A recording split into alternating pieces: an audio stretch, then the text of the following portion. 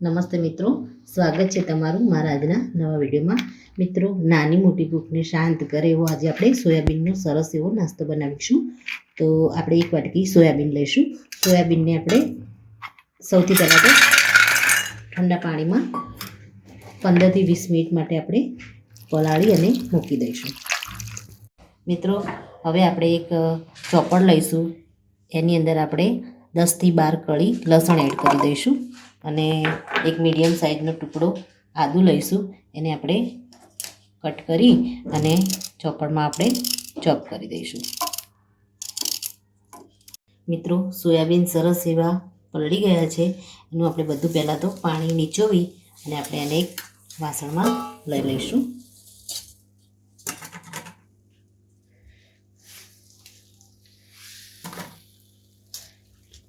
મિત્રો, સોયાબીનમાંથી આપણે બધું જ પાણી સારી રીતે નીચોવી લીધું છે. સોયાબીન પણ આપણા સરસ એવા પાણીમાં ફૂલી ગયા છે. તો મિત્રો, સોયાબીનમાં આપણે મસાલા કરી દઈશું. તો સૌથી પહેલાં આપણે 2 ચમચી બેસન લઈશું. એમાં આપણે 1 ચમચી જે મોટી ચમચી જેટલો કોર્નફ્લોર એડ કરીશું. મિત્રો, સોયાબીન છે એ શરીર માટે ખૂબ જ એમાં વિટામિન ખૂબ જ માત્રામાં હોય છે. જો આપણે નોનવેજ ના ખાતા હોય અને એની જગ્યાએ આપણે સોયાબીન ખાઈએ તો નોનવેજમાં જેટલું જ વિટામિન હોય છે એટલું જ સોયાબીનમાં એના કરતાં પણ વધારે હોય છે. એમાં પ્રોટીન, શુગર એકદમ ઝીરો હોય છે. પ્રોટીન પણ ખૂબ જ માત્રામાં હોય છે અને ફેટ્સ પણ એકદમ ઓછું હોય છે. ફાઈબર પણ ખૂબ જ પુષ્કળ માત્રામાં મિત્રો હોય છે. તો સોયાબીનને આપણા રોજિંદા આહારમાં એડ કરીએ તો સારું એવું પ્રોટીન શરીરમાં મળી રહે છે. મિત્રો, આપણે આદુ અને લસણની પેસ્ટ એડ કરી દીધી છે. હવે આપણે એમાં થોડું મીઠું એડ કરી દઈશું.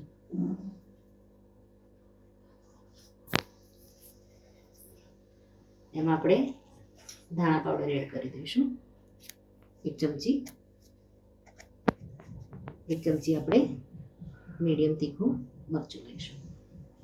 હવે આને આપણે હાથથી સારી રીતે સોયાબીન ઉપર કોટિંગ થઈ જાય એ રીતે આપણે મિક્સ કરી દઈશું.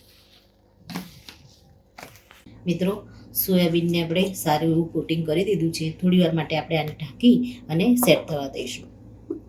મિત્રો, સોયાબીનને આપણે થોડી વાર માટે ઢાંકીને મૂકી અને આપણે ટામેટાને 2 થી 3 ટામેટા લીધા છે. એને આપણે મિક્સરમાં ક્રશ કરી દઈશું. મિત્રો, આપણે હવે સોયાબીનને પહેલાં તો ફ્રાય કરી લઈશું. જે સોયાબીન ઉપર આપણે કોટિંગ લગાવી અને મૂક્યા છે તેલ આપણું ગરમ થઈ ગયું છે. તો એમાં સોયાબીનને પહેલાં મીડિયમ આંચ ઉપર જ આપણે ફ્રાય કરીશું.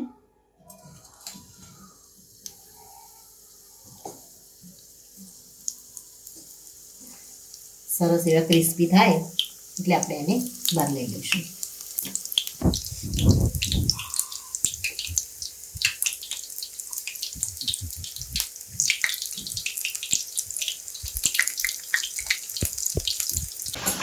મિત્રો, સોયાબીન સરસ એવા ફ્રાય થઈ ગયા છે. આને આપણે બહાર લઈ લઈશું.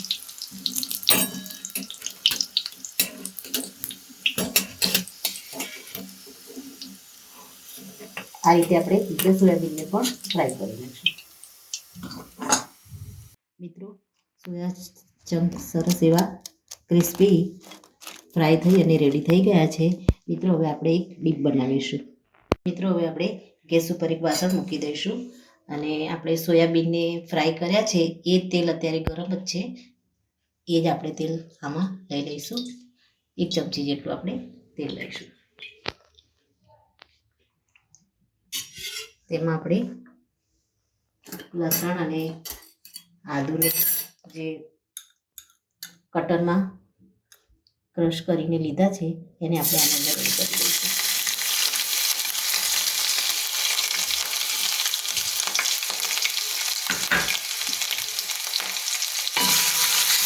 ત્યારબાદ આપણે 2 થી 3 નંગ ટામેટાની પ્યોરી કરી હતી એ પ્યોરીને આપણે આની અંદર એડ કરી દઈશું. લસણ અને આદુનું થોડું સ્મેલ આવે શેકાવાની એટલે આપણે પ્યોરીને એડ કરીશું. તો મિત્રો, હવે આપણે ગેસને હવે આપણે ફૂલ કરી દઈશું અને પ્યોરીને આપણે આ રીતે થોડી ચલાવીશું. 1-2 મિનિટ ચલાવીશું. ત્યારબાદ આપણે આમાં મસાલા કરીશું. મિત્રો, ટામેટાની પ્યોરીને આપણે 2 થી 3 મિનિટ માટે આ રીતે ચલાવી અને લેવાની. ત્યારબાદ આપણે મસાલા કરીશું. તો સૌ પહેલાં તો 1 ચમચી ગરમ મસાલો એડ કરી દઈશું. થોડી આપણે હળદર એડ કરીશું.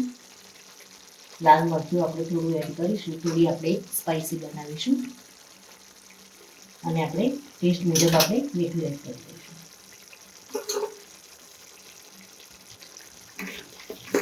હવે આપણે આમાં પાણી એડ કરી દઈશું. પાણી એડ કરીશું એટલે ડીપ છે આ એ થોડું પાતળું થઈ જશે. મિત્રો, આપણે આમાં 2 ચમચી જેટલો સોયા સોસ એડ કરી દઈશું. હવે આપણે આમાં પાણી એડ કરી દઈશું.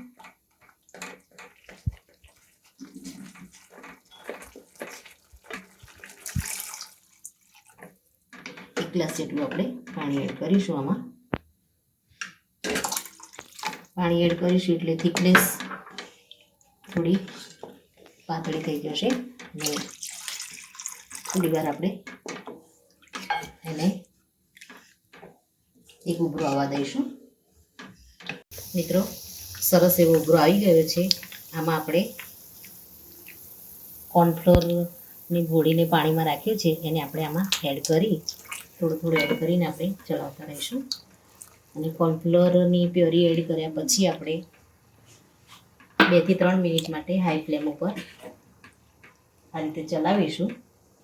1 ચમચી આપણે કેચઅપ એડ કરી દઈશું.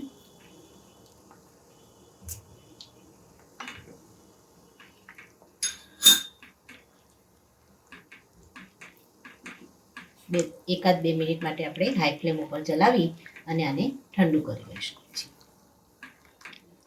મિત્રો, સરસ એવું આપણું ડીપ બની અને રેડી થઈ ગયું છે. અને આપણે સોયાબીન સાથે હવે સર્વ કરી લઈશું. મિત્રો, રેડી છે નાની નાની ભૂખને શાંત કરે એવો સુપર ટેસ્ટી નાસ્તો. તો મિત્રો, તમે પણ આ રીતે ઘરે જરૂરથી બનાવો. મિત્રો, આ સાથે મારો આ વિડીયો પૂરો થાય છે. જો મારો આ વિડીયો તમને ગમ્યો હોય તો લાઇક, શેર અને સબસ્ક્રાઈબ કરવાનું ભૂલશો નહીં. અને કમેન્ટમાં જરૂરથી લખો કે મારી આ રેસીપી તમને કેવી લાગી. ફરી મળી એક નવા જ વિડીયો સાથે. ત્યાં સુધી આવજો. Thank you.